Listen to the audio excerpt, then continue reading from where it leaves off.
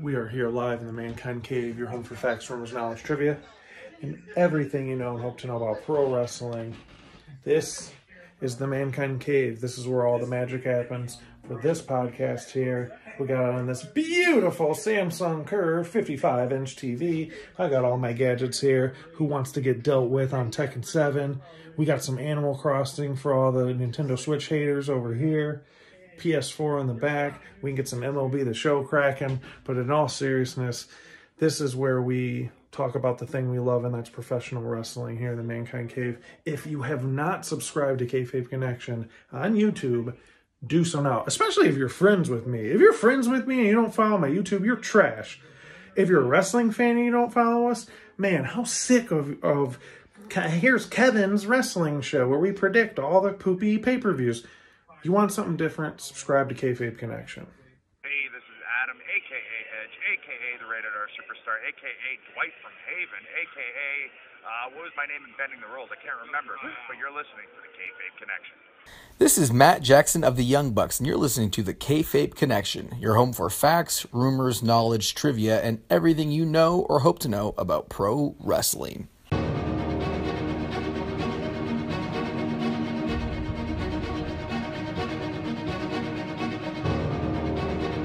It's just too sweet.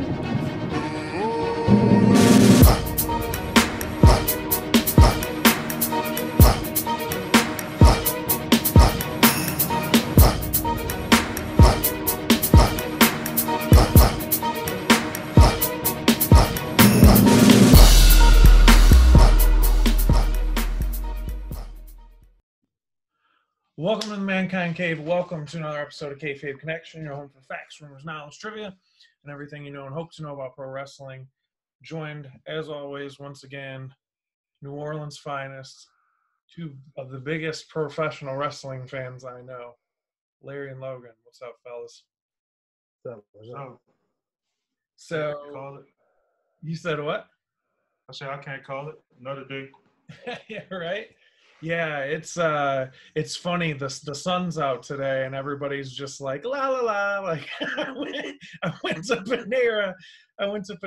No plug for Panera, but I went to Panera to get my wife lunch. Dude, it was like everything was just back. Like it was all a dream. Like everything's just back to normal. Like parties of 6 out there. Like ooh, like spilling the tea about their gossip. And you're just like just because it's nice out doesn't mean that things are normal again. So, yeah, man, I hear you on that. The good weather's not canceled, but going outside is canceled. Right, Logan, you got that down in your neck of the woods. You got people just out, just.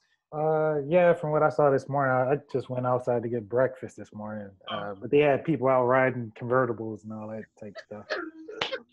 But it's funny you say that because I sweater, just like darling. I saw somebody lose their balloons on the interstate with the convertible top open.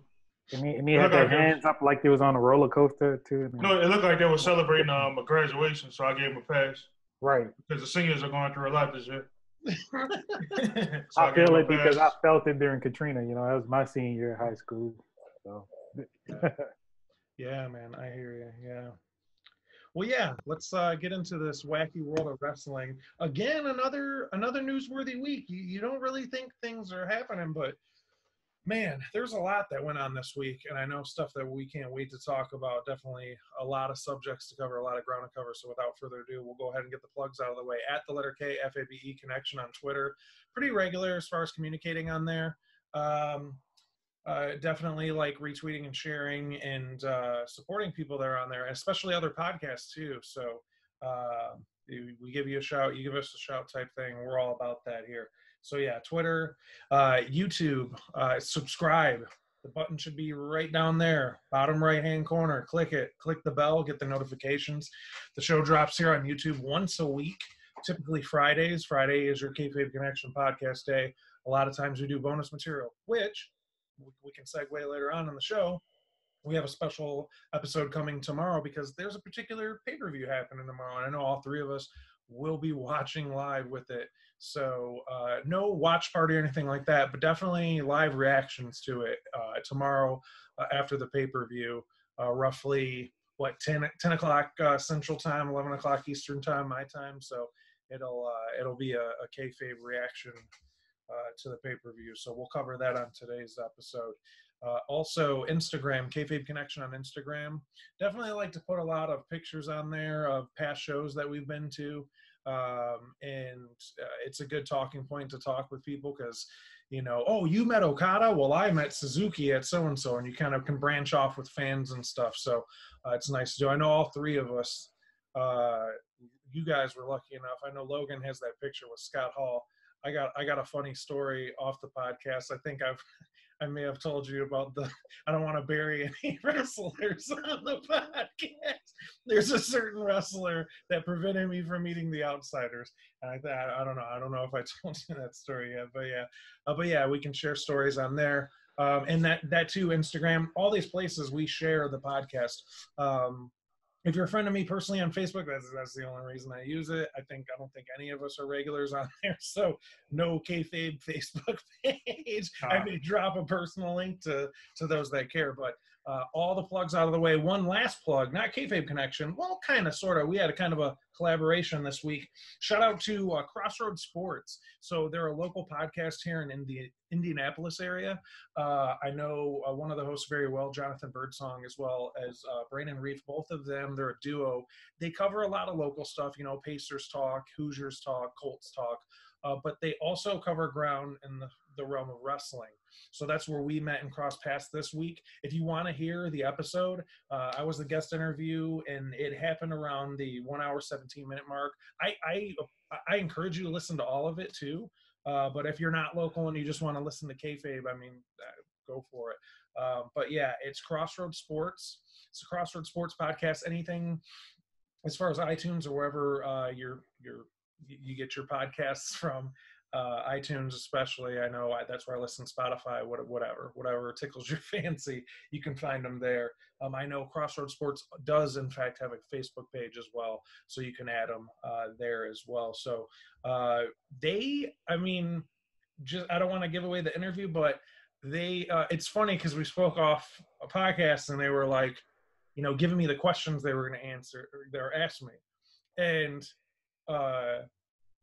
one of the hosts was like, well, take it easy on him because, he knows you're an anti-WWE guy. It's like, well, who would have thought, right? I'm the quintessential guy. I got the AEW banner and posters behind me. But I found that to be hilarious. But there is some back and forth as far as, like, they were really kind of prodding a little bit to try to see how I would respond to them as far as talking about the WWE versus AEW. What are they doing versus what this company is doing? So there's some pretty good back and forth banter and some good questions that they asked too. So figured I'd give them a shout out and touch base on that while we were doing the plug. So, without further ado, Larry, I know we kind of segued a little bit to it. There is a pay-per-view tomorrow. We will give our live reactions to this tomorrow. It's available on Bleacher Report Live app. It's $49.99. We're talking about Fight TV. Double or Nothing. About Fight. Yes, sir. We're talking about the Double or Nothing AEW pay-per-view. This card is pretty stacked, but I'm going to let Larry go ahead and take care of this here. Larry, what do you got for us for the Double or Nothing preview for tomorrow? What can we expect? All right, let's go match by match. I'm going to start with the quote-unquote important matches first. The first match we have is the AEW World Championship, Jon Moxley versus Brody Lee. Personally, I think Jon Moxley goes over in this match, but it would kind of be funny if Brody Lee wins because I know there's a lot of Dark Order haters out there. Right. But I don't see – there's no way Jon Moxley is losing this match. Logan, do you agree? Would you agree with this point? It seems, especially in the summer, too, we get so used before big pay-per-views like, that's the paper champion, or that's the transitional guy, or I don't know. It's almost refreshing because I want to say Moxley. Is there a little bit of doubt that you have that, like, dude, are they, like, it's kind of unpredictable? Like, are they really going to have Brody lose? Like, Yeah, Brody will win because John Moxley, like Japan is. Logan, what do you think about that? Like, is it? Oh, that win-loss record that they do over there kind of makes it kind of tricky. I don't see Brody Lee losing because it's like you got to keep him on. You mean losing or winning? I mean, I don't see him losing, because you got to kind of keep him hot, and he's hot right now. So why make him lose or whatever? But I could see Moxley winning also at the same time because this guy just got the title, and look what had happened, with the virus and everything. So he haven't had his moment. Yeah, this is a company that shows that cares about title reigns. Like, right. People just don't drop titles like every month like the other company we're not talking about right now. We haven't got to see live crowd reactions with Moxley, none of that. So it's like, no, it would be funny if Brody Lee wins and like goes full Vince McMahon with it. Like he says, "This is not a belt, this is a title." Like, dude, like, you think Brody Lee, if he's the champ, like they'll do the Vince McMahon shade, like he'll come out with like the black Everlast like workout sweatshirt, like the cutoff sweatshirt with like the Levi Strauss like dad jeans and stuff. He's got the gloves and stuff, dude. I mean, you talk about taking it to the next level. That like a troll champion, kind of like a troll heel, right? Like, right. Twitter will go wild if that happened. Like, I can't imagine the people that, they're copying off of WWE. Like, at that point, I'll just have to log off Twitter if that happens. Well, I guess Moxley would be probably the first two-time champion of AEW in that history. I guess we could say that. Yeah. Hey, but Japan is slowly opening back up, so you never know. Like, Moxley might be like, I got to fulfill my commitments to New Japan. Right. Might not have time to carry the belt. We'll get to the next match, but real quick, a point I wanted to make. Dare I say, I've enjoyed his New Japan matches almost equal as much as his AEW. Like, is that kind of a bold statement, or do you guys agree? I definitely enjoy his New Japan music more. I say that. Yeah. But something about that Death Rider thing. Yeah, it just sounded like he about to like whip somebody. That first match, I don't really remember. Who did he wrestle that first match? I think wasn't it Shingo or somebody? Shingo? In the first match? G1, right? Yeah, it was a G1 match. The G1, and it was like, man, it was like a whole like different style that he was doing, and it was like, man, what was this in WWE? Yeah, because remember in AEW he'll wear like the military pants or whatever, but in New Japan he wears like the tights and everything. He came out with shooter boots and stuff, and it's like right. His matches with Juice were awesome. Yeah, Juice. That was Juice. Yeah. Juice. Lance Archer, like, not that I didn't go into it expecting it was a good match, but it was like certain people have different chemistries and stuff. They put on a good show. Like, killed it. And I think down the line, like years down the line, maybe I think John Moxley and Shota Umino have some unfinished business too. Yeah. Because they definitely teased that. Yeah, they sure did. Yep. I mean, man, depending on when things start up, it might be Wrestle Kingdom season again, dude. Right. Japan's getting ready to open back up. We might. Yeah, one in Wrestle Kingdom, I'm good. I don't need Dominion and Dintaku and like, just give me G1 in Wrestle Kingdom. Wrestle Kingdom gonna be 3 nights. Yeah, they had I want to say that a press conference. They had a press conference earlier in the week. And they were basically saying how they might start opening up stuff to do some like empty arena matches, maybe. Okay. Which some people are like downing, like, because Tanahashi basically said like he wants New Japan to be that thing that comes back to be like to say to the world like, oh, Japan's back. But if you come back to an empty arena setting, you kind of lose that luster of the first New Japan show with a full crowd. It's kind of like when the Saints played after Katrina when the Dome opened. I think that's the kind of feeling Tanahashi wants. Big like ovation. Yeah, like Japan is back.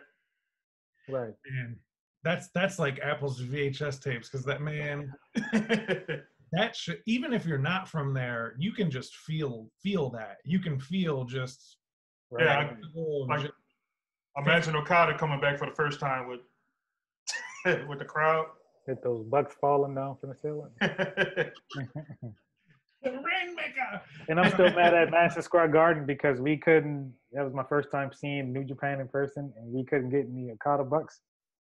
I actually have that show on in the background right now. Actually. Because Madison Square Garden didn't allow it, I guess. Nice. Larry, what else we got for Double or Nothing? All right, let me see. For the second to top match, we have. What you say? Do you think that's going to main event? What? For the title? I hope so. Oh, it should. I hope so too. It's the world title, like you. And yeah, call me old school, but the world title should always main event. I'm not a purist of a lot of stuff or a snob. That's always one thing, especially when they did the Royal Rumble. It's like people would excuse it. Oh, and it's almost like they would underscore the title matches. I'm like, this just feels weird. The other company kind of does it when you could tell they don't care about certain wrestlers. They maybe put that match second to last. Like, wasn't Eddie Guerrero, wasn't his title win? That wasn't the last match of that night, right? Lesnar at No Way Out? That was the main event. Yeah. No, I mean at Mania. No, it wasn't. Yeah. Which Eddie Mania match? The one with him and Chris Benoit both ended up champs at the end. Oh yeah, so Benoit was the main event, but like Eddie was like a mid card. That was that's what I Didn't he do the boot trick on him? He like pulled the boot and like The big goal main event at the Mania. Yeah. Which is crazy because that's not the WCW. Right. Yeah, that's not the WWF belt, the one with all over the your head. lineage. Goes over your head. That's not the belt with the lineage going back to Bruno and all of that stuff. They main evented with the fake big gold belt. But I digress. the one that he's like, yo, I went to the pawn shop, Eric Bischoff. Here, this is gonna be the new title. Cool. Yeah. Anyways. Second from the top, we got the final for the TNT Championship, which I'm excited to see how this belt looks. Yeah. Well, we got Cody versus Lance Archer. For as much flack as Cody gets, his feuds always deliver, man. In this umbrella. Yeah. There was a legacy match I'd like to forget. That was one of the wackest things ever. This is another match right here that's kind of like the world title match. Is like Lance Archer is real hot, like Brody Lee is like, I can't see him losing. Yeah, and then do you have two babyface champions at the top of the company? Like, right. It's going to be real difficult to see Archer losing. Like, I don't see Cody winning this. Right. And I know we like to we give this to Darby Allin. We attribute the like babyface that's chasing. But really, they're doing it with Cody too.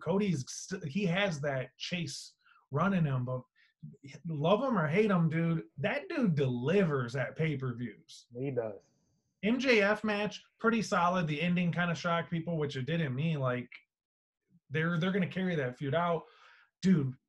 Brother versus brother, the match that was pushed and pushed and pushed and pushed in one company, jump ship. That we finally got what we were supposed to see, that we waited years to get.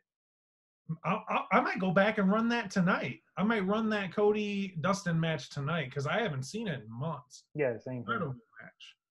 Yeah. So yeah, I like this teasing Cody, and even now, like the storyline about MJF throwing the towel in and like that ruined his champion. There's so much continuity that is so refreshing and a breath of fresh air. And why I hang the picture up on my wall. It's like continuity. Yeah, it's like what we talked about last week is people are able to have like multiple feuds at the same time. It's not linear, like, oh, I'm feuding with this guy, so everybody else, I don't even see them. Like in AEW, you're allowed to like feud with 3 different people at the same time. It's like on some comic book type stuff, like you read an X-Men comic, like Wolverine might be beefing with Sabretooth, but he also might be fighting Cyber or Magneto or whoever else too. The end of the issue, like the Green Goblin's just sneaking in. Yeah. And then we got 6 months worth of more comics after that. Right. So they're able to like keep the ball rolling with the storylines that way. It's amazing because they don't have a plethora of Hollywood writers or whatever doing this stuff. Yeah, but shout out to Freddie Prinze Jr. though. He's a real one. Shout out to Freddie Prinze. Oh yeah, dude's a big Star Wars head. Yeah, Rebels. He was in Rebels. Shout out to Rebels. Yep. Great show. Ezra, one of the greatest Jedi ever. Listen, now I want to get off all Star Wars stuff. Y'all know how I feel about Star Wars. Sci-Fi Connection, you're home. Hey, we'll talk about everything on here. But anyways, yeah. So we're unanimous, right? Lance Archer's going over. He'll be the TNT champ. Yeah, I'd be shocked if he did leave. One little caveat too, Larry, and we talked about this. We found out about this just before we recorded. So if you don't know, Mike Tyson is going to be at the Double or Nothing pay-per-view in person. He's going to give the TNT championship over to the winner and present it to the winner because this is the inaugural title in the title match. ESPN is airing a Tyson special at 7 p.m. Eastern time, 30 minutes before Double or Nothing comes on the air. I want to look you in the eyes for those of you watching our lovely podcast here. Do not tell me, because I know we hear this when the ratings come out, and I know Larry's going to have something to say because we have a segment dedicated to ratings. Don't ever tell me that the big, mighty wrestling company doesn't consider this company competition, because everyone knows that WWE and ESPN have a working relationship. Hell, there's been rumors that Vince is going to sell the video content in the network over to ESPN. Do not tell me that they don't consider AEW competition. I don't want to hear it. This is a petty display of that. And here's the thing, too. Shout out to Voices of Wrestling, another great wrestling podcast. They brought up that point. Are diehard Tyson fans going to order Double or Nothing, or are they going to watch him knock out Peter McNeely and jobbers? Like, they're going to watch him wreck jobbers on ESPN. So it's not like, oh, they got them. Like, if you're a wrestling fan, there's a different connection with Tyson than like diehard boxing heads. They're going to watch the WWE, the ESPN Freudian slip there, the ESPN special on Tyson. They're not going to go, oh, shit, I got to choose. Like, of course they're going to watch that. But wrestling fans that are familiar with Tyson doing the Cold Stone Steve Austin, doing the suck it really horribly like that. But shout out to Tyson, because I'm ready for that Holyfield match. Like, seeing him spar and stuff. That dude, Steve still got it. So, yeah. Well, anyways, I just had to make that side note because all three of us were laughing hysterically about that before the show recorded tonight. So, just a little petty shade, whatever. So, anyways, Larry. So, next up, we got, which probably is going to be, if not the match of the night, one of the matches of the night, we got the Stadium Stampede match. Matt Hardy and the Elite versus the Inner Circle. Talk to him, Larry. Larry, the end of Dynamite, dude. We got the gift of all gifts of Hangman running for like a 50-yard dash. in Wrangler jeans and some boots. Is that a gif already? I wonder. Right? Dude, he had the Brett Favre fit on with the Wranglers. Dude, just he was running. Remember that black dude on Get Up? That's how he was running.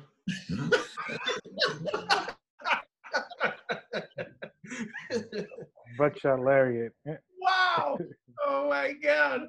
Yeah, like if that GIF isn't out yet, somebody needs to make it. Right. But yeah, this is like old school war games. Like, I guess they can't say that word, war games. It's crazy because Cody's dad created the match, but it's gonna be a war game style match. Yeah. It's gonna be fun, I think. Man. And I'm gonna go out on a limb and say we might get a revival interference in this match. Ooh, I didn't think about that. Is it non-compete up at this point? I think it. I could be wrong, but I think it is up. Okay. Yeah, that would be a good. Because they've been teasing on being the Elite with the toast and look in the sky and the clouds. Yeah. And it's a big pay-per-view too, man. You called it. Like, I didn't think of the revival showing up, but you might be right about that. And I definitely can see them going heel because that's the moment. Oh, they have to go heel. Yeah. We want books in revival. And we've been building up for a long time. I'm just thinking in my head now. I could actually see the revival starting to, I guess they're the revolt. I could see the revolt starting a stable with Shawn Spears and Tully Blanchard. Ooh, because you got the Tully Blanchard Revolt connection, like Brainbusters and Jace. That's cool. man, I'd love to see Because it. that actually made that elevate Shawn Spears some more too. Right. Because I obviously don't see him actually tag teaming with somebody. They're just going to put him in a team with him. That does make sense. Like, Because there hasn't been a payoff yet, right? Because didn't he do that contest to like, who wants to be my partner? You know, so Yeah. you're right. you guys are right, man. And they're heavy on trios, like teams, like Death Triangle, because of the situation right now that won't be named on the show. We haven't seen Pac, and we've only We seen. saw that great promo last week though. We've had one Lucha Bro, and that's it out of the Death Triangle. We'll take it for now. Yeah. But yeah, they seem real heavy on trios, guys. So like that could be your new trios: Revolt and Spears with Tully. Tully as a mouthpiece. Yeah, that's perfect. Right? Man. Crazy. Double or Nothing starting to be the debut pay-per-view for people, huh? Because last year was Moxley, came out of nowhere. That's a great point, man. Anyways, yeah, great point. Larry, what else you got for us? All right, next down the line, we got the Casino Ladder Match. Yeah. Darby Allin, Colt That's Cabana, mine. Orange mine. Cassidy, Ray Phoenix, Scorpio Sky, Kip Sabian, Frank Kazarian, Luchasaurus, and a mystery competitor. Who's the mystery competitor? I'm still trying to decide. Like I went with Brian Cage, but I don't know if he's like still signed with Impact or whatever. I'm torn between Cage, Chris Hero, or Jeff Cobb. Jeff Cobb does make sense. Yeah, I like the Chris Hero one though too. I wanted to be Chris Hero, yeah. That would be cool, man. We gotta wash the taste out of our mouth of Cassius Ohno. We gotta. Oh no! That's what I say about that whole tenure. Like, come on, man. Chris Hero is the greatest independent wrestler of all time. I know GOAT. We like to go around casually. Chris Hero's the GOAT of independent wrestling. Just the innovative offense, like all the moves, man. But I'm just sitting here thinking about Luchasaurus and Chris Hero. Ooh, man. That'd be a crazy match. All out, all under, whatever they call it. All under. Like. Shout out to Colt Cabana too. Hopefully he gets a moment tomorrow because he deserves it. You know, if you think of Chris Hero, he's like right next to him too. You know. Oh yeah, especially as far as like podcasting and being an entrepreneur and wrestling. Right. Colt Cabana is a goat when it comes to that. Right. Dude, you know what Chris Hero reminds me of? Like, I feel like Chris Hero to wrestling is like what Questlove is to like music. Like he's just a connoisseur, like the great source for just like I want to sit and watch Questlove spin weird records and have hilarious stories about each record. And I've definitely done that a couple of times. You know what I'm saying, right? Yeah. Because like I've talked to Chris Hero for like 15 minutes and it's like I don't want to lurk because we all know the lurker guy where you're just kind of lurking with it and you're like, all right, like this is going well. I'm just gonna like but you have such an enjoyable conversation. And I mean, speaking of music, like Chris Hero's a hip hop head. This dude knows. Right. So you could talk about music, but he's just such a wealth of knowledge, especially with Japanese wrestling too. Oh yeah, all it's 90s, all Japan. That's right up his alley. You can talk about that all day.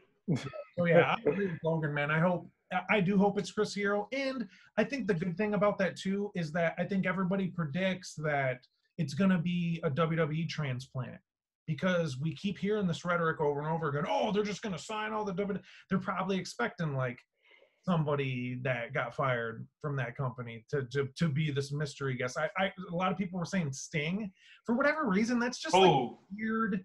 That's just wow. I don't see that. In that spot, I don't see it, but I definitely think Sting is coming to AEW at some point. Yeah, facts. I agree. Yeah, but that match though, it's like nah.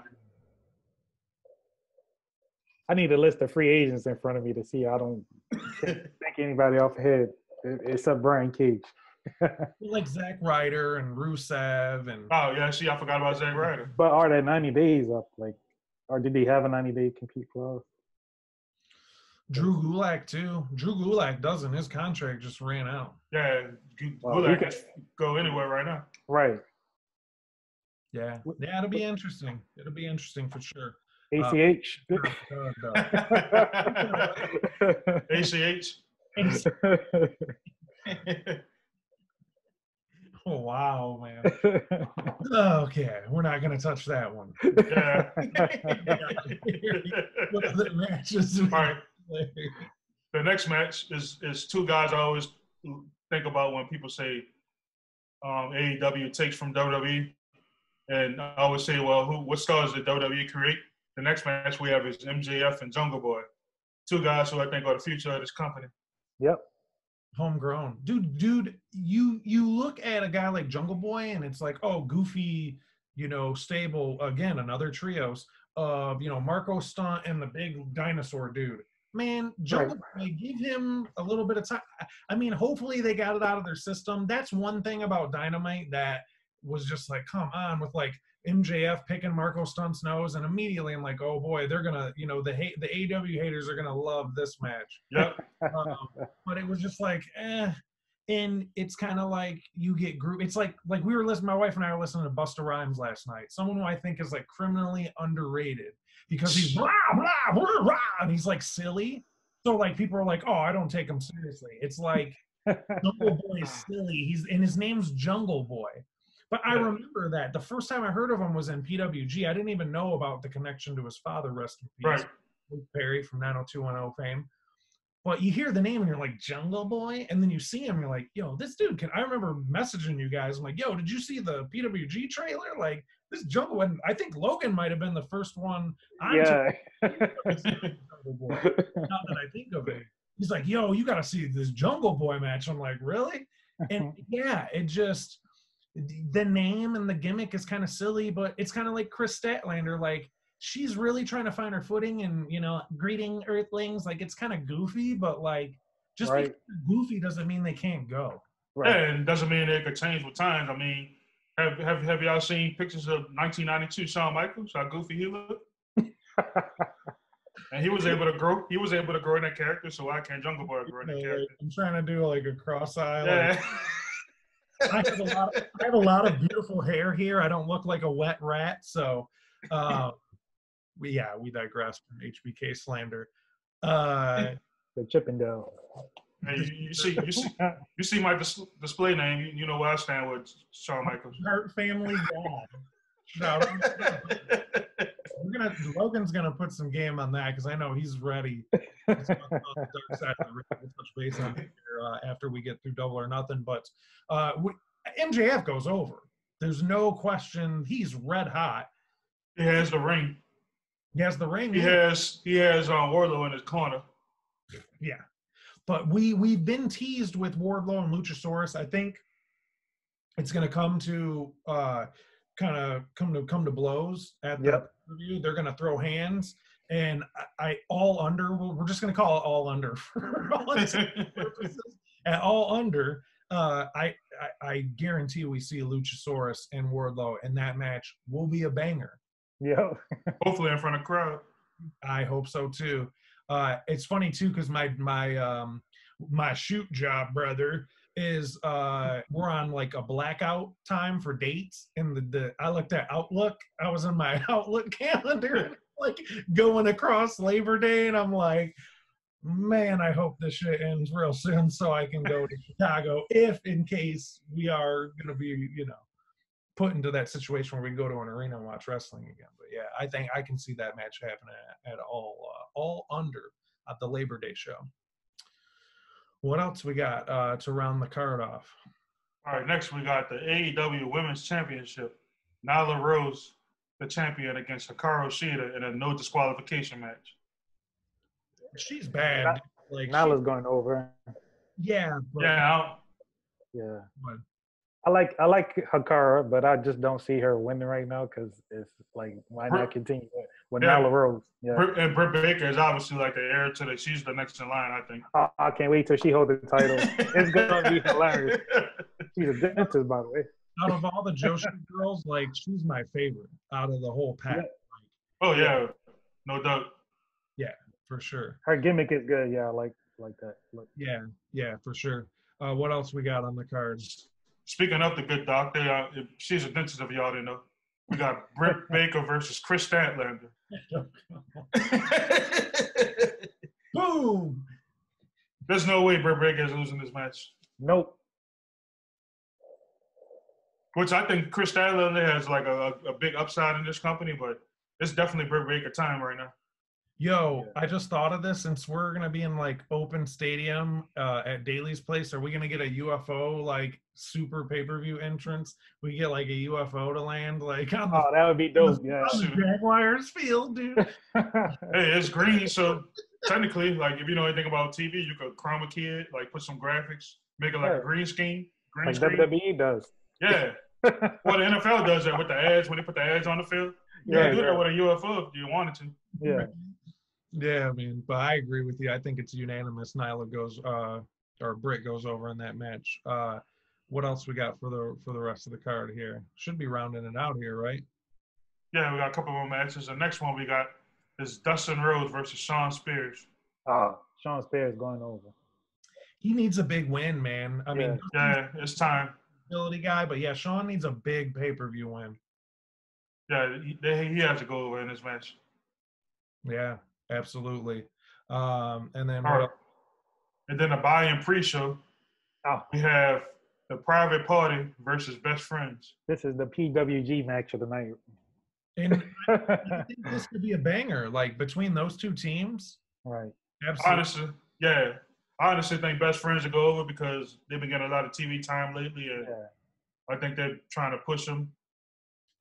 How refreshing is Private Party, though? When the last time did we actually see these guys wrestle a match? Like, right.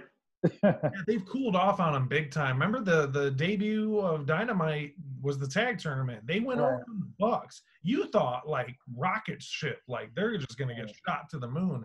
And then they lost the next round of the tag tournament. And so I feel like they've really cooled off as far as that goes, you know. I think one of those matches, they kind of was like a little spotty. So that's probably why they took them off so they could kind of. Well, they're still green too. Yeah. But I think they're in this buy-in pre-show match to take bumps from Best Friends. Yep. They're gonna take some wild bumps. Oh, yeah. Best Friends will go over. Yeah. What's on the menu tomorrow, fellas? That's the important. That's what all the viewers and listeners want to know. What's on the menu for the pay-per-view? Right now, I'm not, because I had some red beans earlier. Shout out to New Orleans, you know. We love our red beans. So I'm not hungry right now, but if I had to pick a meal for double or nothing, it might be chicken wings. Yeah. Might go to Popeyes or something and get the $10 box. Shout out to Rick Ross, lemon pepper, all flats. You're right. Maybe even get a stuffed crust pizza. Who knows? Man, I mean, this is a fun Pizza Hut. It's been a while since I had Czw Pizza Hut, but lately, shout out to Logan for the Big Dipper influence, because really, it's this guy's influence on us with the Big Dipper. Big Dipper's great, but man, the stuffed crust pizza, DiGiorno's, like I was on a DiGiorno's kick when the stuff happened. Now I can't even do it anymore because Pizza Hut just does the stuffed crust so much justice. Yeah, I haven't even bought a DiGiorno. There's something about Pizza Hut, the cheese and the crust, like it's better than any other fast food pizza, I think. Yeah. Man, stuffed crust. And then it's good for leftovers too. Throw it in the oven, 375, 10 minutes. Never microwave your pizza. Always put it in the oven. Pizza Hut has the best commercial wings, like as far as like fast food pizza. All right, y'all making me change my mind. I think I'm gonna get pizza. There's no comparison, huh? And then like Fred, say it. Oh, go ahead. I can freeze it and save some for work next week. I can eat off of that for like 3 days. Yeah, you could be like Logan. He ate a Big Dipper for like a week. He didn't have to. He had like eggs. He had like a plate with like eggs and a biscuit, and then like a piece of a dipper. Like, jelly. Shout out to Pizza Hut, man. But yeah, we have one right around the corner from our house. I ride my bike there. And we appreciate it, you know, y'all send us a sponsorship, you know, like man, we'll plug your pizzas. Coops, digital codes, like something a month. Like we're all 80s. Yeah, we're all 80s babies. We go back to the Book It days. Right. Remember Book It? Yeah. Yep. From that era. Well, yeah, thanks, Larry. Appreciate the conversation and the coverage for AEW. Double or Nothing tomorrow. Order it. Fight Network, Bleacher Report Live.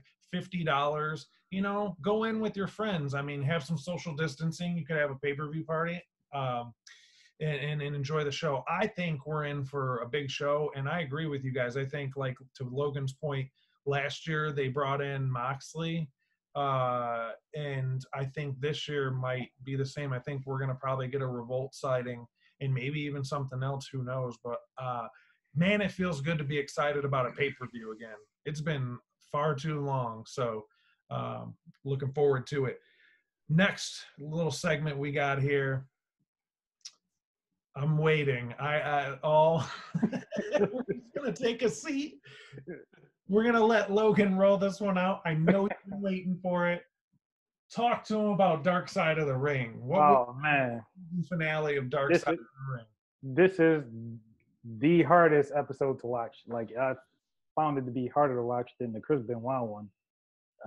You know, we had the WWE produced DVD, which was awesome, and I bought it because of the matches on it. But to actually see the Dark Side of the Ring and to see his wife speak, you know, for the first time, and his son, you know, I forgot that he even had a son and not only that, a daughter at that. But, you know, to actually see the, like, the court cases and stuff like that, and how information was stolen from her and sent to the other company's team, and to actually see that keychain that he was basically held to, a 250-pound man was held by a keychain, and you continued a wrestling show after this with the blood on the canvas, with the blood in the ring, and the canvas was caved in. Did you see that thing floating around on the internet, the GIF of Undertaker? Because wasn't Undertaker Stone Cold that night? And and Undertaker, like, Stone Cold's music hits, and then the camera kind of like shows Undertaker, and you can see him fighting back tears because he looks down and sees the blood, and then looks up, and it's like that was the rare moment where you got Undertaker kind of breaking kayfabe and breaking character, because you could tell, man. Yeah. And, you know, I didn't know any better because this was 99, so I was probably in 5th grade. Was it 99? Yeah, it was 99. All right, yeah. So we ain't know any better. You know, I should have stopped watching it at that point, you know, because, I mean, man, how you continue a show after somebody falling that far, you know? And then basically, you know, like, you got the beaver face guy telling the commentator to continue the show. You know, and I'm not laughing at, you know, Owen. I'm laughing at the fact that, you know, like, this asshole that he's dead forever. Basically, he's dead. Coming back to you in 10, 9, 8. Like, I work in, like, peel behind the curtain a little bit. I work in television, so for somebody to tell somebody that, like, their coworker died, and to tell them, like, oh, you got 10 seconds left in the commercial break. That's crazy to me. And I love the fact that his wife came out and spoke, you know, because for years they always tried to, you know, paint this picture like she was this big whine and stuff, you know. But Logan, like, I mean, according to blah blah blah fan on Twitter with no profile picture, she withheld her kids from going to their grandparents' funeral. How dare she?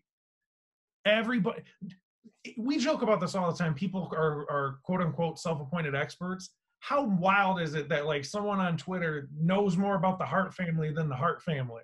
Right. Like, what? Hey, y'all, I didn't get to watch it because I was at work, but y'all were watching the I guess the court hearings. Yeah. Wasn't y'all want to talk about that? How Vince McMahon was treating her in there?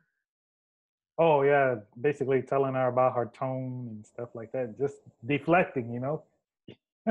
It reminds me of somebody. I don't want to say their name. I can't put but it reminds me of something. They're friends, right? They're friends. Yeah, they met each other in Atlantic City at some point. Right. Battle of the Billionaire competitor at one point. Yeah. You know, in the rhetoric for years was like, oh, she's blocking him from being in the Hall of Fame and stuff like that. Like, it's just that's her husband that died in the ring. You got to see it from her point of view. Yeah, and he is in the Luthez Wrestling Hall of Fame. Right. The plaque. There's a picture of her smiling with the plaque. Right. That's an actual place. You can go to Iowa, right? Isn't it in Iowa, the Luthez? I think so, yeah. It's in Iowa. Yo, it's this wild thing where you can, like, go in and there's exhibits and stuff. Imagine that. It's not a ring in some old dude's head that like you're. Wait, you mean to tell me I could drive to this Hall of Fame? I don't have to see it on the Friday at WrestleMania every year. Yeah, you can buy admission, Larry, and take a trip out to Iowa and go to the Luthez Wrestling Museum. Wow, that's crazy. Yeah, wild. And and to go on that, I was thinking like Owen was kind of like he was too much of a wrestler to be in that company at that time, because what we think in '99 was Attitude Era. He had him doing all that goofy stuff. Like, why even have him do that in the first place? Well, and then he was facing the Godfather. Like, no knock to Godfather. I respect him, whatever. But I mean, just think of that match. Well, like, is that something you'll go back and watch 20 years from now? Like, let me go watch Owen Hart. Like, you heard what Jericho said. He said if he would have lived like a couple years longer, like look at the guys that came in. Right. The next couple of years, like Edge, Christian. He didn't want to name Benoit, but obviously Benoit, Eddie, Jericho himself. Like Owen would have resurged his career probably. But that obviously tells you about that WCW had the better in-ring work, because WWF at that time, all he had was a main event scene. But the Undercard was trash. Attitude Era, top-heavy cards, nothing underneath. No disrespect to those workers. Right. We romanticized the Attitude Era as if everything was great. The only thing that was great was the top of the card. It was very top-heavy, very, very anorexic going down to the bottom. Yeah, it's like for every Shawn Michaels and Kane match, I could give you like 5 million matches. And that's what the cards were. I'm not, going back on the network and watching like Val Venus versus Takamiki Noshu, or like, Thrasher versus Kane or somebody. Thrasher versus Kane, dude. Steve Blackman versus. Right. Steve Blackman in like a 20-man hardcore match, like. The Oddities. Right. Kurgan. Dude, I'll never forget though, man. I watched it live, and I was with my cousin. We were either at his house or we were at my grandma's. I think we're at my grandma's, but we ordered Little Caesars. No shout out to them. Even as a Detroiter, their pizza is whack, disgusting. With the dude, bitch, disgusting. So yeah, that flashed on. And to Logan's point, that was not a match I was checking for. And I remember real time in that moment, in that era, going, yo, why is Owen Hart wearing this goofy? Because I was familiar with the blue blazer kind of thing from the past. But like, why are they? He doesn't need that. And again, this is a recurring theme that we still see to this day. Someone who can actually go, and the one person goes, no, you need a character. No, just let him wrestle, because that's what we want to see. We don't want to see him come down like a bird and act like an idiot, and look what happened as a result of it, to be goofy about it. And for no reason, even if Owen was in the main event as Owen Hart, still had no reason to pass that night. Still had no reason to pass away. That was goofy. It was ill-practiced.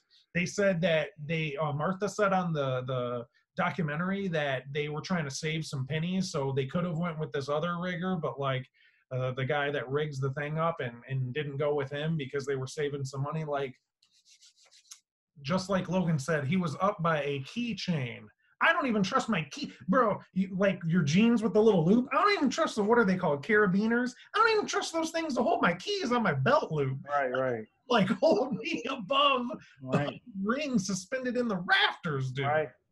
Like Jim Cornette, like for you take whatever he says with a grain of salt, but he said that Owen's last words were like, "Look out!" Like even in that moment, he was worried about everybody else because he didn't want to hurt anybody else on his way down.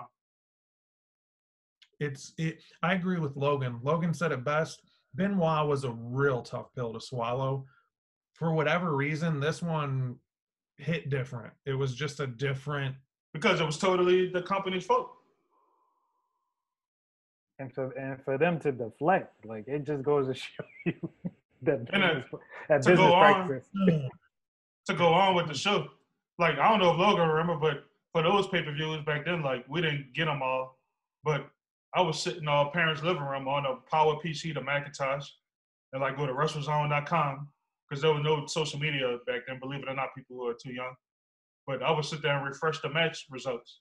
And I saw, it came across the screen, Owen Hart is dead. I was like, wow, what the hell? Right. Yeah, I was Oh, sorry. I was just gonna say I was in the kitchen getting pizza because I didn't want to watch the match. Like I feel bad that like I left. I'm like, I'm not watching Blue Blazer and Godfather. To Logan's credit, why is he in this mid-card jobber match? I'm going to get some pizza. Went to the kitchen. Oh my God, Owen's dead. They just said Owen died. I'm half a pizza in my mouth. Like, hell, what? I just left. The match is happening. You never think that. Oh, I'm gonna go to the bathroom. I'll be right back. Oh, the wrestler's dead. How? Like, I didn't know he was in, like, how, he's coming to the ring, right? No, he, like, fell. Right. What?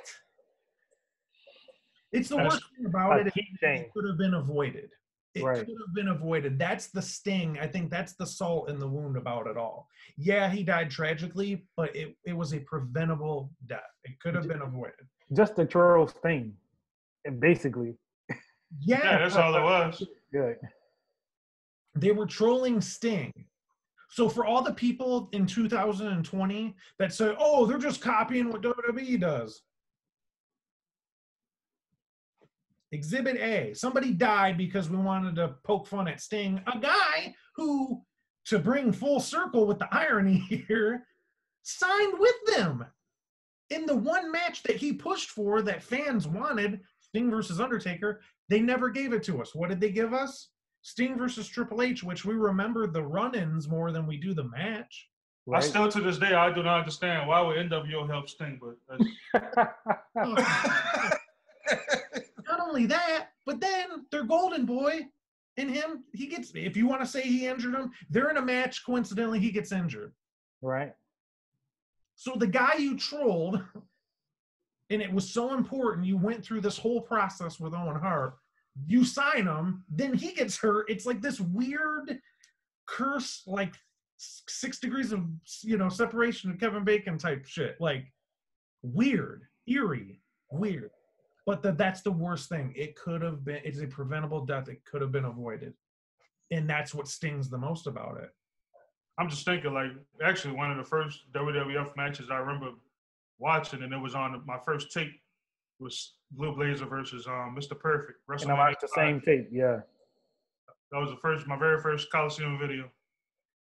And even as a kid, I was like, man, who's this dude with the who's this guy? music? Then he did the black flip when he got in the ring, and I'm like, wow. Because everybody else on the card was doing like 5-minute headlocks.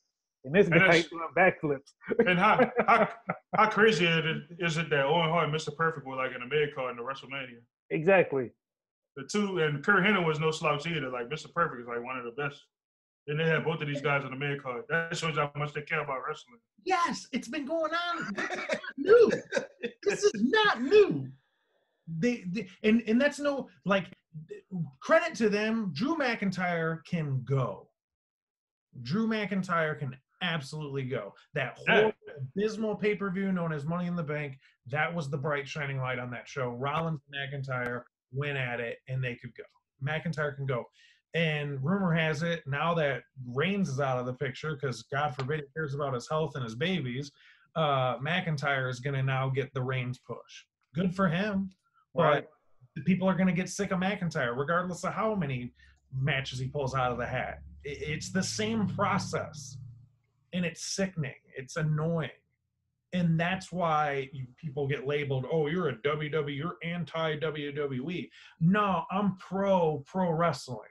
How about that? I'm a glass half full kind of guy. We literally, right? You see it? I'm a glass half full kind of guy, right?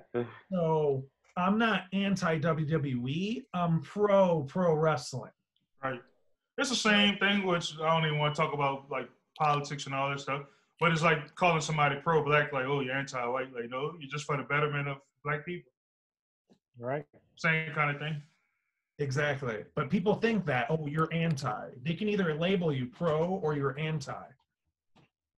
Because that's really the way of looking at it, right? Right. I think you kind of froze on my side. Yeah, it's all good. Okay. So yeah, Dark Side of the Ring. Any last comments? I don't have anything, yeah. Michigan Man is trash. I mean, what more can you say?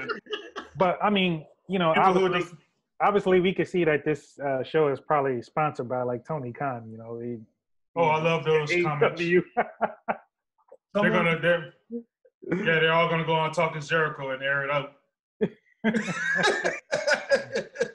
Someone said it brilliantly on Twitter. They said, for all these people bashing Oj and Martha and the daughter for lamenting their own father's death, just consider the fact that they miss their dad and you miss not having a DLC character in the King of Hearts edition of WWE 2K. Exactly. That's right. Big facts. Great way to put a bow on that Owen Hart segment. Right. Moving on. Let's go to a little lighter subject, because that's Dark Side of the Ring. That, for all intents and purposes, is aptly titled, but they do it so well. It's so well done. NWA, National Wrestling Alliance, brought us Carnyland this week, and it kicked off on Tuesday, same time slot as Power. I was able to watch it. I was super excited about it, and I don't want to like give bit by bit to you guys, but I can give you kind of like a little preview of what to expect with it if you're kind of on the fence about it, or because nobody really knew. It's like this weird sort of like town and people walking. You're like, where are they going with this? So Carnyland, it's half of a Power episode. It's like 28 and a half minutes. So it's under a half hour. It's like a sitcom time slot. Eddie Kingston starts off Carnyland and delivers a promo, which that's your promo guy in the company. Eddie Kingston, all kinds of respect for him. As far as somebody that's been down the road in indie wrestling and knows a thing or two, and that gives a damn about the business. I know we're talking about a lot of negative aspects of wrestling, but there's a lot of positive out there, and Eddie Kingston is one of them. This guy cares about professional wrestling, cares about the fans, and his whole point in the promo, I'm not going to spoil all of it, but the essence of his promo was that, you know, you can't take money with you when you die. What you're left with is your legacy. So what are you going to be remembered for? That's what we're in wrestling for. And so their hope is to entertain fans while everything's kind of getting figured out, because kind of fast forward, and after Carnyland, every Wednesday there's going to be an Inside the NWA, and Dave Lagana and William Corgan, I always want to call him just Billy Corgan from Smashing Pumpkins, but William Corgan, Esquire the Third, you know, they do like a little podcast rundown, and there's some juicy stuff on there. Like, I'll just go ahead and spill the tea right now. EC3, Dave Lagana flat out put EC3 on blast, like, yo, like, I'm not even being discreet about this. EC3 hit me up like a couple days ago and literally told me, once my 90 days are up, I'm coming to prove to you what I'm capable of doing in your company. And I was like, called it. We called it. Yep. Not giving us a pat on the back, but indeed. So EC3 is going to be NWA bound, according to Dave Lagana. And that's directly from the source. That's not from Body Slam. Brainbuster on Reddit said that, no, this was straight out of the horse's mouth, Dave Lagana himself. So EC3 is NWA bound. I'm super excited about that. Nick Aldis versus EC3, dude, that feud, or Tim Storm, both of those, like, those are two feuds I'm ready for, like, out of the gate. Like, let's go. Super excited about that. So there's some juicy stuff on there. It's not cookie cutter, even down to the Inside the NWA show. They spill the tea on there. Like, and what was interesting too about Billy Corgan, the reason they went with Carnyland is because, you know, it's state by state. The restrictions are kind of different across the board.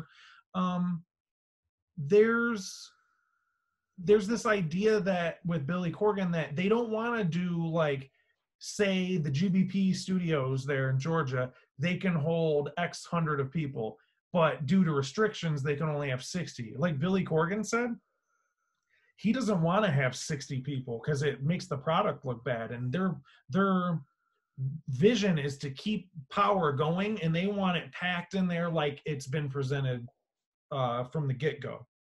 So we're, by the sounds of it, and this is, again, straight from the source, we're not going to get NWA Power until all the restrictions are lifted and we can be back in business, which I'm not an epidemiologist or a scientist, but that sounds like NWA Power is not going to run until we have a vaccine developed.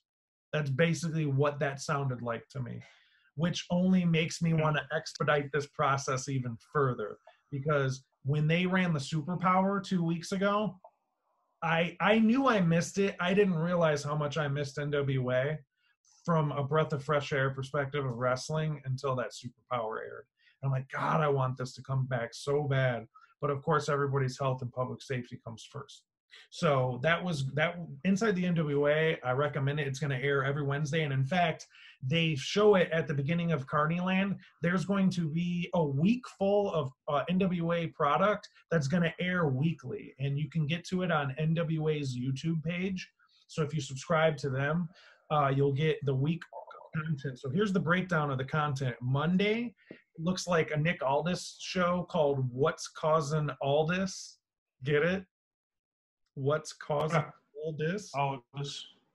So that's gonna be Nick Aldis show. I look for, he's so well spoken and just knows the business, respect for the business. He's been a great champ in NWA. So I'm looking forward to what that, if it's gonna be like a straight shoot like podcast, or if he's gonna tell, because they did kind of like this whole Carnyland storytelling, like true Carnyland stories that is, and they had a cliffhanger, and so it's going to be this recurring thing. So I wonder if it's going to be in that vein. Tuesday's Carnyland. We'll go into more about what was presented on Carnyland. Wednesday is the Inside the NWA, which I just discussed.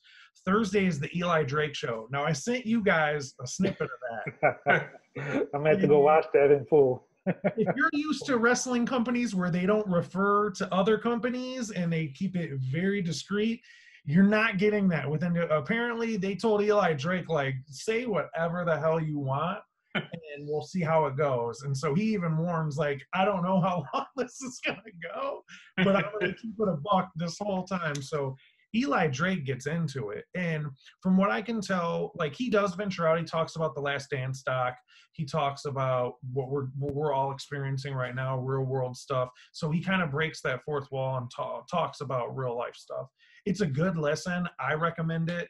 But from what I gathered from the episode, I didn't really know much about him as a person. Dude seems like just such a well-rounded person, you know, like almost in that, like he has that David Starr sort of like outspokenness to him. So if you dig David Starr, shout out to the product, David Starr, shout out to him. If you're a fan of him, you're going to be a fan of Eli Drake's show. If you're not, if you're one of those dudes on Twitter and you're like, man, he's not an economist, like, what does he know about the economy? I'm going to unfollow him and block him. If you're that guy, you're probably not going to like the Eli Drake show. So spoiler alert. Just letting you guys know so you don't waste your time if you're one of those guys on Twitter. Right. We digress. And then Friday is a show called Girl Power. So we didn't even talk about it, but a quick little, like, just a quick aside. Did you guys hear about the CZW pay-per-view controversy right now? Like, no, I saw sweaty boobs and bulging like tits, like whatever they're naming their paper. CCW, you say? Yeah, CCW is in hot water because it leaked out like upcoming pay-per-views, and it's so bad, dude. Like it's not what I just named verbatim, but in jest, like that's kind of like where they're sweaty tits and like CCW.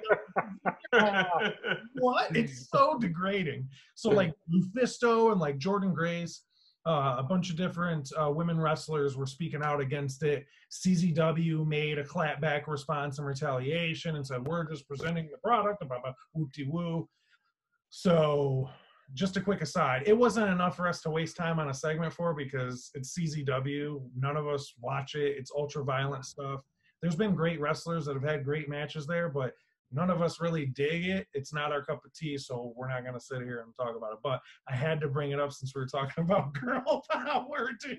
They're probably going to spill that, though. I guarantee if it's like a podcast with like with women talent talking about it, they're going to bury you. Say about it.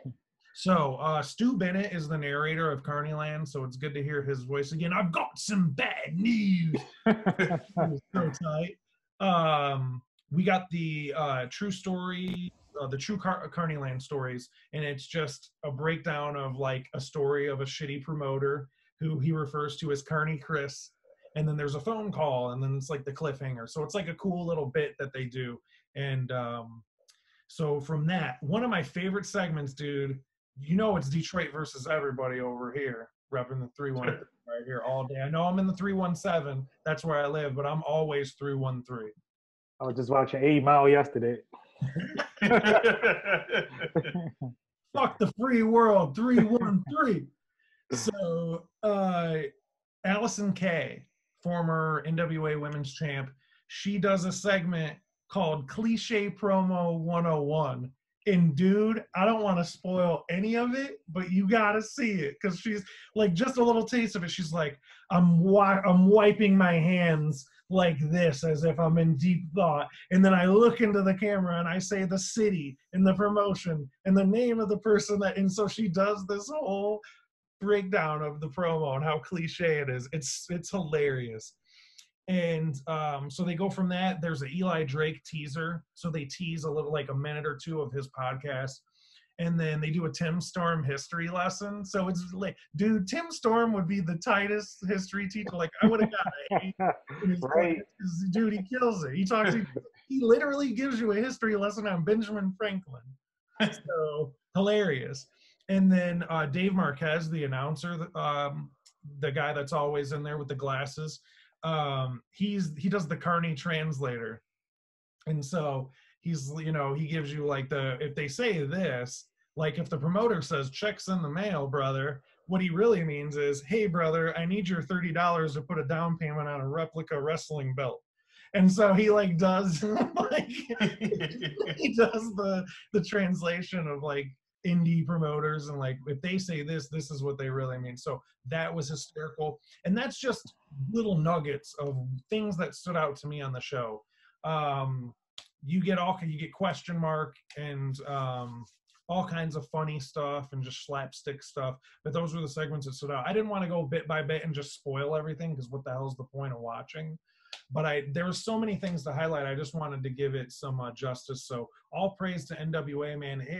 They're really taking a weird situation and making the most of it, and it just shows how creative-minded Billy Corgan is.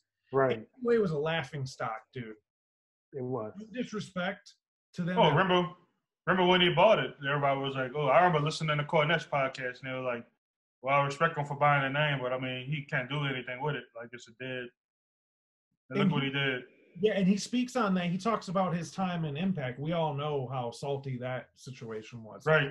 But he talks a little bit about that too. Like, he was getting people over in the segments he was pitching, and people like it's not like he's, you know, despite my range, and he's like, oh, I'm a wrestling guy. No, like he was working 12-hour days, just like Dixie and all the rest of the croonies that were over there in TNA at the time. So different management now, but still, like, a lot of the spark that they once had, they lost because of their management. Whether you love the promotion or not, management has been trash for a long time there. Yep. So they lost a good one there, but with that loss became the birth of something else, and that was NWA. Honestly, one of my favorite wrestling promotions out there. And they're not wrestling, and I do miss that. I do miss Weekly Power, but right. I'm checking Monday through Friday for all this stuff, because the Eli Drake show was entertaining. The Inside the NWA podcast was definite, like, fly on the wall type stuff. Like I said, I was dumbfounded when they're like, yeah, EC3 hit me up and said he's going to work for NWA as soon as his thing. Like, you're getting those kind of nuggets. You're not getting fake teasers and, oh, we can't really talk about that. We'll talk about that off the pod. You hear that a lot.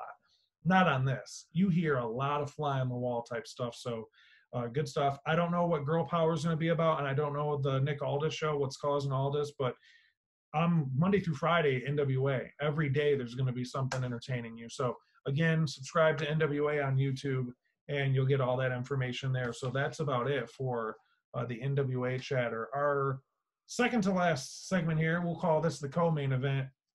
Larry kind of peeled the, speaking of fourth wall, led us into times where he kind of has to, put his foot down, because we've all had those times, and we don't want to be, hey, I actually do this in real life, but those times are warranted. And that brings us to our next segment here. Larry, why do ratings matter? We're talking about Wednesday nights, not Monday and Fridays. We're talking about wrestling night, which is not on Mondays. That used to be the case. Wrestling is on Wednesdays now. So, Larry, why do ratings matter? First of all, it's just funny seeing these WWE guys. I guess that's what we're going to label them now. But they always quick to say, oh, well, I guess not always, because NXT has beat AEW how many times in total viewership? Like 3 times maybe? Yeah, I would say 3. But it's funny because even those couple of times, I could go back and look, but I think like those couple of times they beat them in total viewership, they're still lost in the demo. And people can't fathom their minds to fathom to think like the demo is what matters, not the total viewers. Like you go back and watch any of those Attitude Era Raws, they would talk about how they're the number 1 show on TV. Like obviously they weren't like Stone Cold at his peak. Like they were doing massive numbers, but they still weren't beating the number of views that Monday Night Football got. But they were number 1 in the demo. And that's the number that counts the most. And it's ironic now that time has progressed and now they flipped it to where they won in the couple of weeks they did when they won in total views, but they didn't win in a demo. And right. they're claiming that as a victory when it's not a victory. Like advertisers look at the 18 to 49 demo. Like if anybody doesn't know what a demographic is, it's a group of people, like usually grouped by their age, that TV execs go after for advertisement. Because at the end of the day, that's why TV programs makes money. It's for advertisement. And the 18 to 49 is a group that everybody covets because that's the group that spends money the most. And for whatever, I don't know, how many weeks has Dynamite been on the air? Since when did they start? It's ran. Yeah, since October. Yeah. They pretty much killed NXT in the 18 to 49 demo. I got this article up right now on Forbes, like, which is a legit financial website. This is not some signandwidgets88.com or some shit. And I'm looking.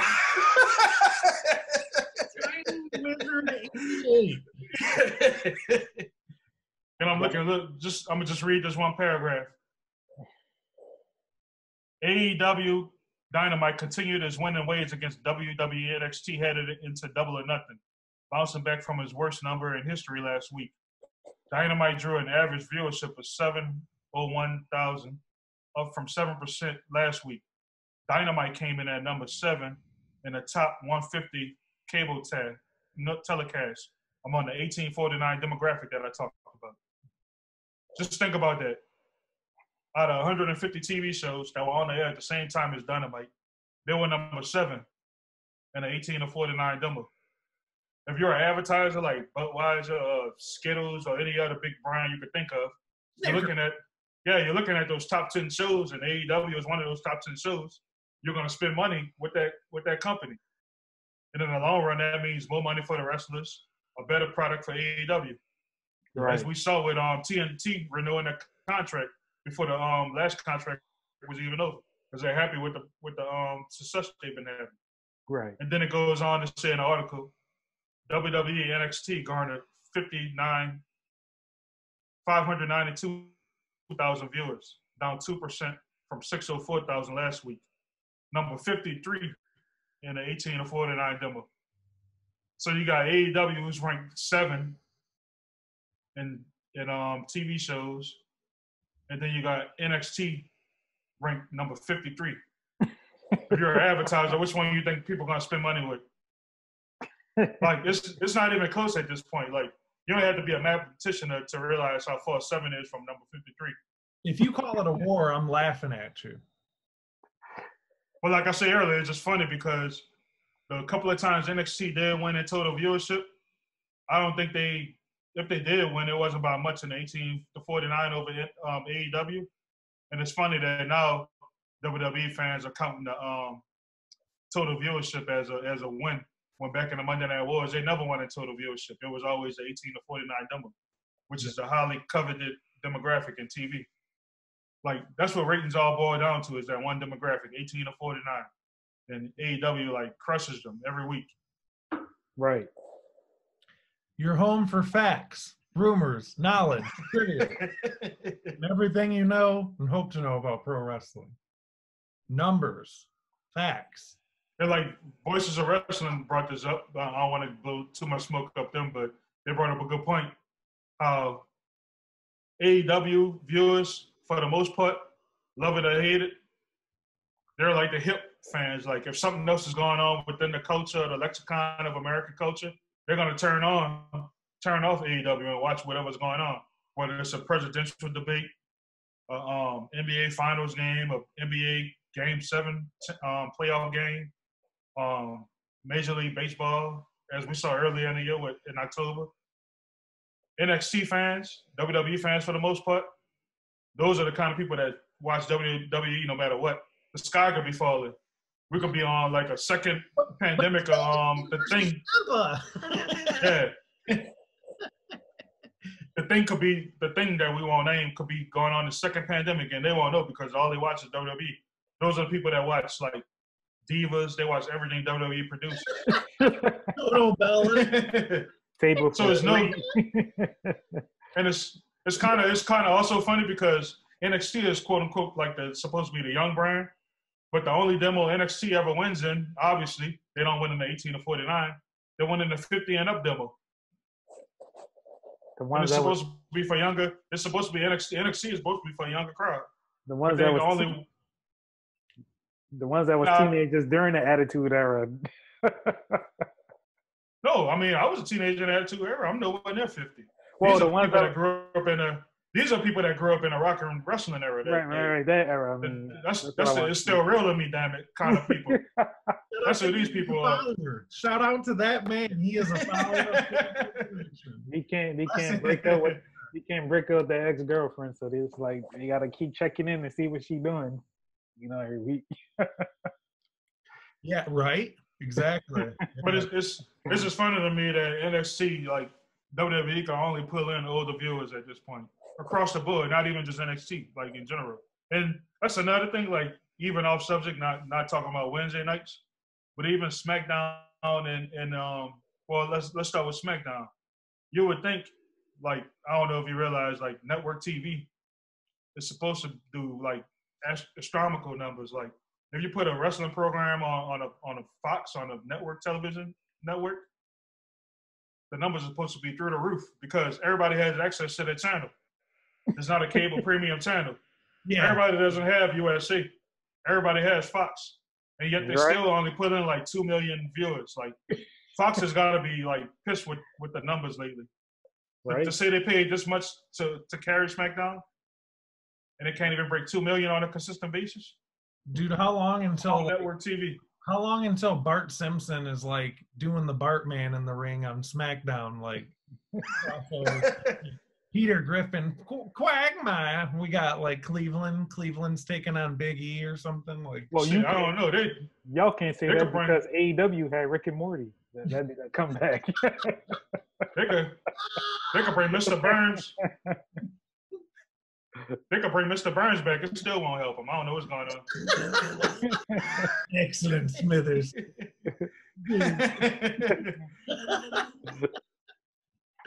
Dude, we're definitely gonna get like a Simpsons invasion angle on NXT. Like, we gotta do something. Like, dude, and it goes back to it. That's the thing that's so annoying about it is because all the lackeys are like, oh, like they don't consider it competition. Oh, Charlotte is the NXT champion now for no reason. Like, there's no reason behind Charlotte, the best women's wrestler ever, according to WWE folklore.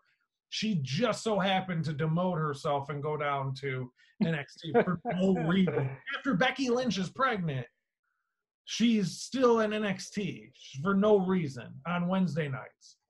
And it's kind of funny because I've like seen some clips of NXT, like enough to have an opinion on it, I guess. Maybe, I don't know. But to me, they're trying the hardest to cater towards us, like the kind of person that grew up not grew up, but like watched New Japan and PWG and all these places, like they're putting on these spot heavy matches. But we're not even paying attention to it. AEW is much better. They're putting on a much greater show. Like they're presenting wrestling at a better pace than NXT is right now. Yeah, absolutely, man.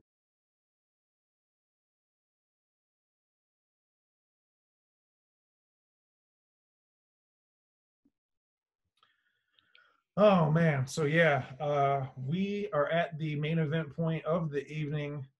It is our triple threat, and tonight's triple threat, I think it would be appropriate. We got to dedicate it to, I'm not going to say a wrestler, because I think, and especially in his final act here on Earth, was more than just a wrestler, a great human being. Shad Gaspar, rest in peace. Go support him too. If you could, go to prowrestlingtees.com. He has some shirts up there for sale. Collar and Elbow has a great shirt because there's the kind of the Roots of Fight adjacent shirt that he wore of Mike Tyson.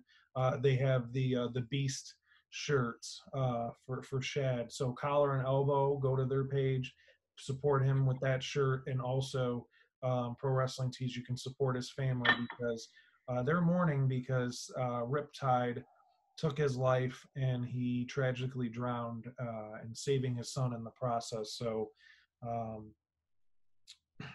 what can you say about it? It's a person gone too soon, and from everything that I've heard, because we don't know him on a personal level, but from what we heard from people who were around him and admired him, his last act in the water with his son, that's the human being he was. I know we had mentioned Eli Drake earlier. He gives a really touching tribute at the beginning of his podcast to Shad and shares a story about him and some advice that he gave him when he was working a tryout match with Crime Time and some others. So rest in peace to Shad Gaspar. Do you guys have any words before we get into the triple threat? I have nothing. Yeah, R.I.P. Shad. Yeah, rest in peace. Yeah. All right, so we'll end it on a good note. Triple threat tonight, main event, one fall as always. Stadium Stampede is tomorrow. Again, Fight Network, Bleacher Report Live, Double or Nothing, AEW. Stadium Stampede had me thinking top 3 match stipulations. Who's going first? Me? I'll go first. I was about to say, I was going to jump in. Everybody ready? Logan, go ahead.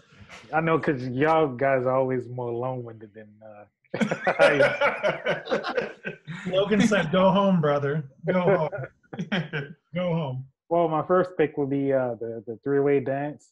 And I'm talking about not just the regular triple threat where it's just one person pin and that's it, but the ECW style.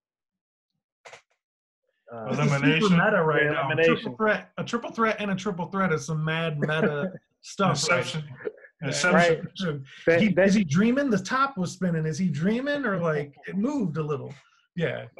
Christopher. When I play the game today, I always play that sort of style of triple threat matches where, I pin one person and then it turns into a single. It feels more of a sport to me with that formation. Number 2, obviously, I will go with no DQ. There's been some great no DQ matches. I mean, look at the one on Dynamite on Wednesday. Showing you how it should be done. Not some stuff that we had a watch party and we was watching men and women fighting around building for some briefcases. But anyway, and then my third one will be cage match, because it shreds flesh, like they like to say. Good old Don West, shout out to him. There's been some pretty awesome cage matches over the years. That will be my top 3. Excellent. No honorable mention? Actually, no. Well, I don't have any. I guess you could say Hell in a Cell. I mean, that used to be a good one until he kind of came to, I remember going to one actually in New Orleans and they didn't use the cell at all. you know, it was like Mark Henry versus Randy Orton, and all he was doing was just slamming each other against it, like Irish whipping each other. Like I thought I was gonna see some Mick Foley, you know, type stuff, but we didn't get any of that. So it kind of ruined it for me. But that would be an honorable. Okay. Yeah. No, solid, man. I can't. Lions Den would be another one. Ooh, I mean, they only had two. They only had two of them, but both of them was awesome. I mean, yeah, I didn't even think of that. And shout out to Owen, you know, and honor him. There you go. Yeah. Larry. Y'all go. Yeah. All right, this is perfect timing for me because it's about to be Taven Mania back here. Just at the Garden. You were there. I was there, yeah. Mania. So, number 3, I'm a child of the 80s and grew up in the 90s, so I'm going to go with steel cage match.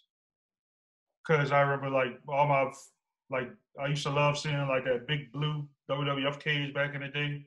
It just looked dangerous. Like, I don't know, the cages now don't look as dangerous as that one did. Like, the bars were heavy. Like, it just felt like, like, even like Hulk Hogan and King Kong Bundy had an epic match in that thing. Imagine waking up in the morning after that. Yeah.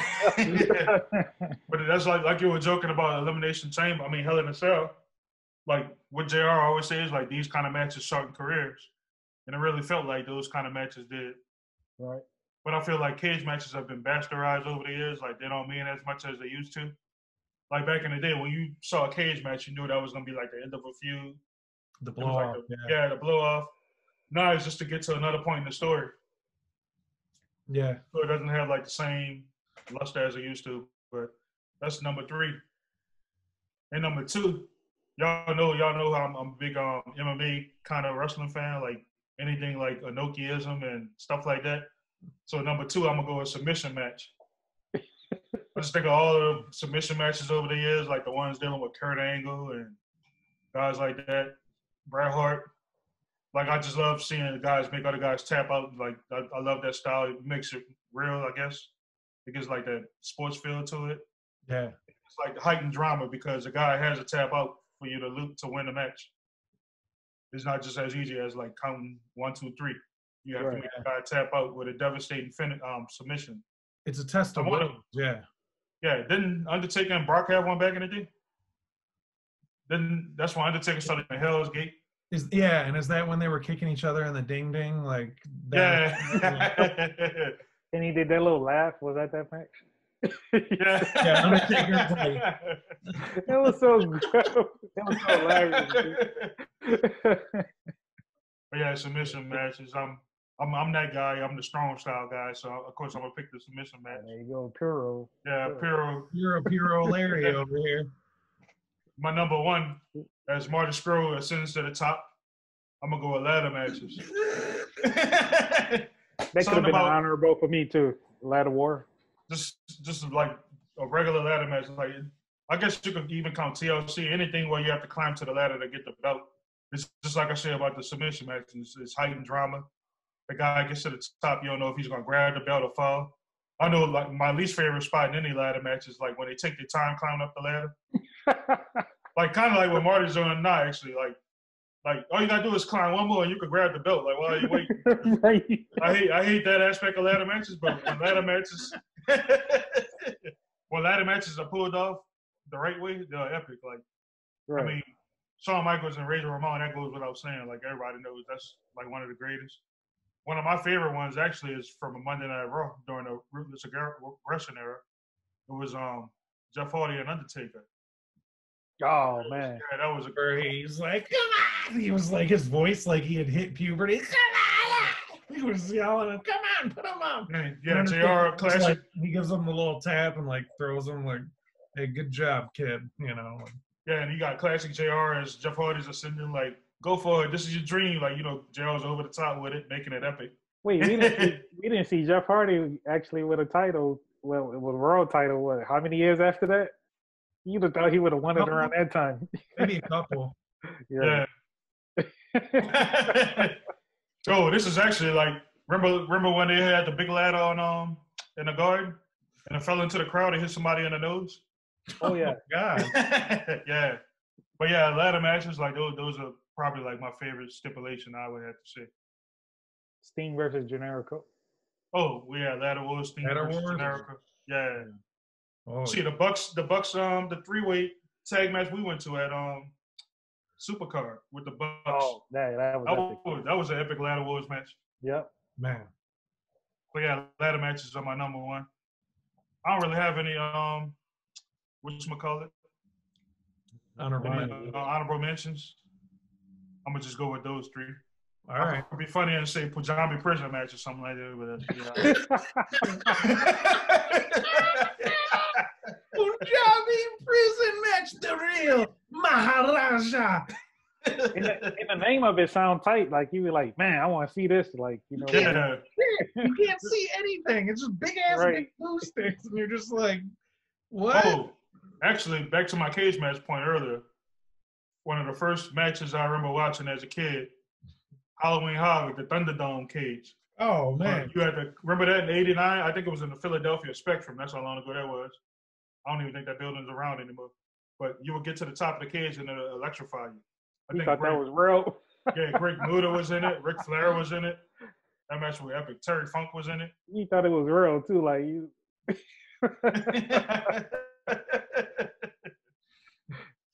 All right, so rounding out the triple threat here. Honorable mention. None of us named this yet. I'm going with Inferno Match. I thought about that.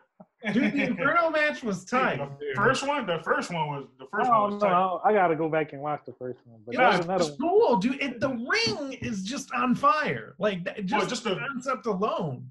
Yeah, the vision of Kane, because that's when Kane was like on some Michael Myers type stuff. Like we didn't really know too much about the character. We just seeing the flames come up with the red lighting. Like, come on, man. Like, so I talk about this all the time. We gotta do a big man triple threat, but Kane's definitely gonna be on my list. Yeah, Kane was dope. But yeah, like, dude, the winner of the match, you gotta like set the dude on fire. You have to set your opponent on fire. Come on, man. We gotta bring it. That's at least honorable mention. How do you like your Mortal Kombat in real life? Hey, I got Scorpion's Revenge loaded up on the PS4. I gotta watch that this weekend. You guys know how that one goes. So yeah, Inferno Match, honorable mention. No surprise, 2 out of the 3 we've mentioned. My number one, I'm shocked neither of you brought up. And you're gonna kick yourselves in the ass when I bring it up. I know I'm ready for the reaction when I bring it up. I got a feeling I knew. Ball wire. So you gotta go Steel Cage, number 3. Whether you cluster that in with Hell in a Cell, I guess is debatable, but I mean, come on. My first show was a WWF show at the Palace when I was 9.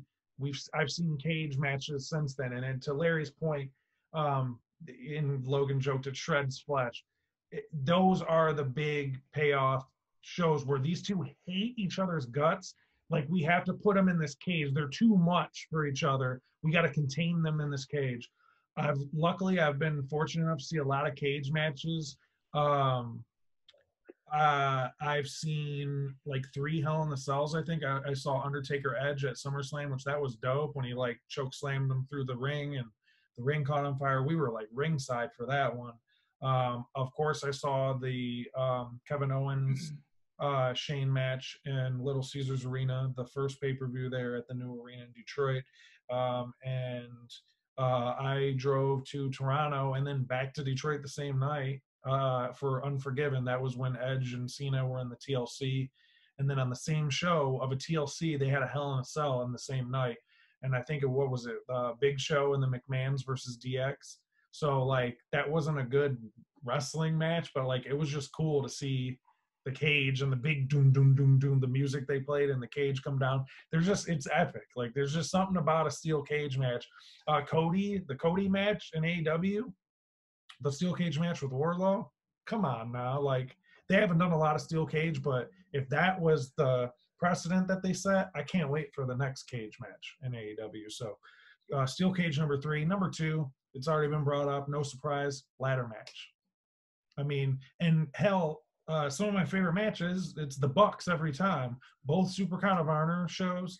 I was in Orlando for the Supercard with the Bucks and Hardys. That just took my breath away, man. Like I was out of breath after that. I just looked at my wife and was just like we were dead center, like 10 rows back, just watching it. And there's certain things that you play on your phone or you check Twitter, and like my phone was in my pocket. Like you're just there, just enjoying I don't even want to look at people's reactions or look at the crowd. I'm just watching it.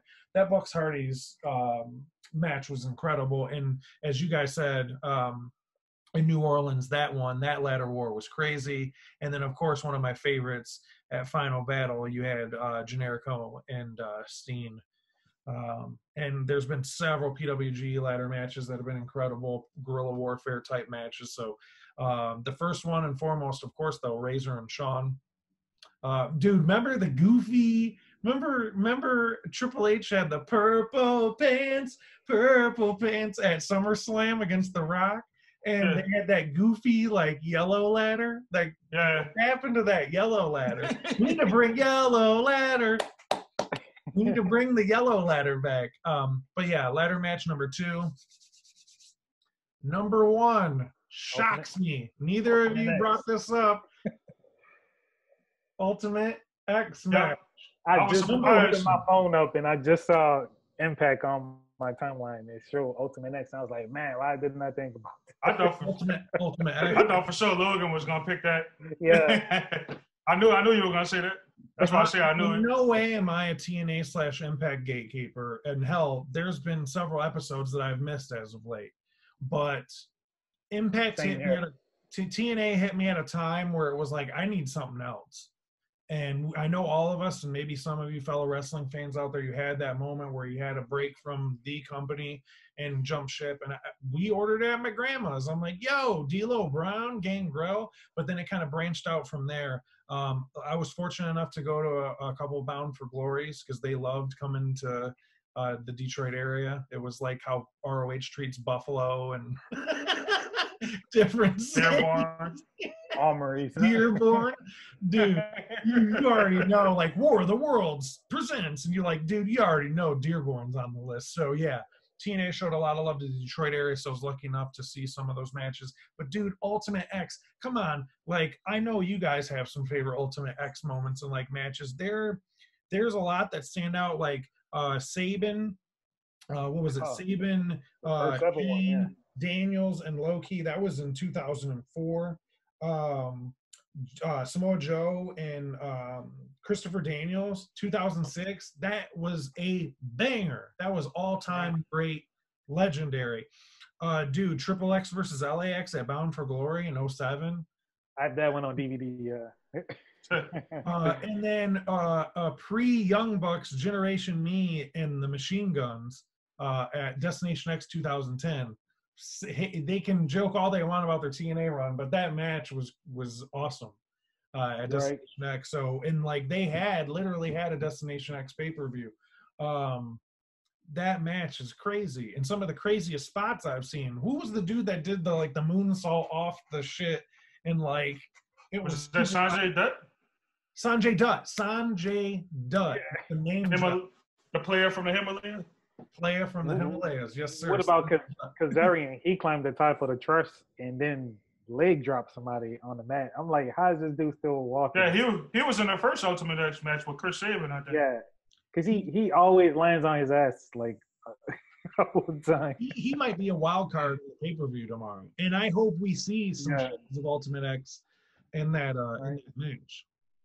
No, he is in a ladder match already. I'm looking at the card now. Yep. Yeah, so that's my top 3. Yeah, Ultimate X. It shocked me that you guys didn't have it on there, but that's how the correct goes. Yeah. Press for like you gotta pick 3, and yeah, we're loose with honorable mention sometimes, but what first things come to mind on the triple threat? You get 3. What things come to mind? Sometimes. Yeah, that's how it goes, But we'd like to hear your thoughts at the letter Kayfabe Connection on Twitter. What's your triple threat? I'm going to shoot that question out to you guys tonight, as well as Instagram. And also in the comment section, under the comment section, comment, what are your top 3 match stipulations? We'd love to hear and start a conversation with you. So that's it for the main event. That's it for the triple threat. Any plugs or anything before we wrap things up for this episode of Kayfabe Connection? No, it has nothing to do with wrestling. I have to get an Arcade 1-Up plug. NBA Jam should be coming June 11th. It's coming a month early. I got mine through Best Buy instead of GameStop. Best Buy still says July. I hope I don't have to wait till July because I'm ready. Did you hear the rumor? What? That supposedly Jordan is going to be on there. Wow. First time ever, because, he wasn't on the original one. But there's a rumor saying that Jordan might be in it. Well, and I heard there was, because that was the lore, like, there were cabinets that had Jordan and sold them for, like, a lot of money. Yeah. So, man, now you're really getting me hyped for this. So, yeah, hoping, if I got to wait till July, I got to wait till July. NBA Jam's going next to Turtles over here, and I'm never going to leave my cave. I'm just going to put a toilet in here and, like, a fridge for some snacks. And, hey, while we're on the subject of video games, shout out to Shaolin versus Wu-Tang. Woo! do you remember the guy's Twitter handle to show him some love? The developer? I can't. I got to look at y'all talk while I look it up. Do yourself a favor and download this game. It just literally came out the blue yesterday. Apparently, it's been on Steam for a while. Good friend of the podcast, Shaggy, down in Jacksonville, soon to be relocating to the greater Austin, Texas area. Dude hit me first thing in the morning, which he always is like waking up after us and like he's kind of like Larry. He'll throw you that out of nowhere text and you're like, you'll laugh or it's entertaining. That's how Shaggy is. And Shaggy, like, first thing, Derek says, "What's up, fellas?" Shaggy goes, "Boop," and puts that Twitter post on. And I saw it looked like Mortal Kombat kind of. And then I read what it was. And I'm like, yo, Shaolin versus Wu-Tang. And then click the trailer. They got the movie characters. Obviously, they don't own the rights, so they got to name them weird. But dude, to name them by the fighting style. That's the crazy thing, by their fighting style. It's WCW versus the world, with the dude, the movie music, like you get the sounds, the movements, the music and the movies. Dude, Jim Kelly. Kelly. Yeah. What's his name? Jet Li. Hitman. Chuck Norris. Hitman is on there. Chuck Norris. Who does like white brow on there? Right brow, yeah. The kickboxer guy is supposed to be Jean-Claude Van Damme, is what I figured out. Yeah. Donnie Yen is on there. The GOAT, Donnie Yen. You got the Drunken Master on there. Actually, Bolo Young. he's Shaolin versus Wu-Tang on Twitter. He's a black game developer, which is crazy because there's not that many black game developers. But he said he was influenced by Tekken to do this game. Dude. And the best part about it is $13. Yeah. 13. I've never ran. I was meet Roadrunner to the Xbox, just like as soon as that. Speaking of the dude and Get Out running, that's how I was running to the Xbox. I've never hit that like Xbox button so fast. I never spent $15 that fast. So fast. And also, apparently, it's on Xbox and PC right now, but it's coming to Switch soon. Allegedly, he says. And I'm gonna buy it again. There's a sequel coming out for next gen, for the next generation of consoles, with even more fighters, with updated graphics. Man, I can't wait to see what the sequel brings. You beat $13 like one sitting, right? Yeah, you saw me. I beat it before I went to work. I had to play with Bruce Lee to go. The fact that he took music from like the real movies and the sound effects when you move, it's just, man, like the detailing. Like Street Fighter can't get that down. Right? Yeah. Literally every fighting style you could think of is on there. Bruce Lee's Jeet Kune Do is on there. You got American Karate. You got Muay Thai. You got Capoeira from Brazil. Chuck Norris whoops ass. Boxing. Chuck Norris whoops ass on that. You don't have to be like the top Street Fighter player in the world to play it either. It's like real easy to kind of master, which I like, because this is in his own lane. Yeah, like me and Logan were talking, like, if you know about fighting games, it kind of plays like a SNK, like a King of Fighters type game. Yep. But yeah, I'm definitely shouting that out. I'm about to get into that actually right now. If you miss, you gonna pay. Like I'm about to watch Okada win the belt first. Yeah, man. Like I said, I'm gonna run back that Cody Dustin match tonight, definitely. But yeah, that's it, man. I know we ended on the video game piece. wrestling, culture, shoes, video games. It's not just Kyle's wrestling podcast with one company. We're touching base on everything here. So hip hop, all of it. Music. There's nothing new here at Kayfabe. Well-rounded trio right here. We're ready. We're ready to talk about everything here and break the mold and give you something that you've not heard and that you've been waiting for, hoping you've heard. This is not the run-of-the-mill podcast. So we appreciate the love. We appreciate the support. Subscribe. Hit the subscribe button. Hit us in the comments. That's it. That's it for another episode of Kayfabe Connection. Next time someone tells you wrestling's fake, you know what you tell them. So are movies and TV.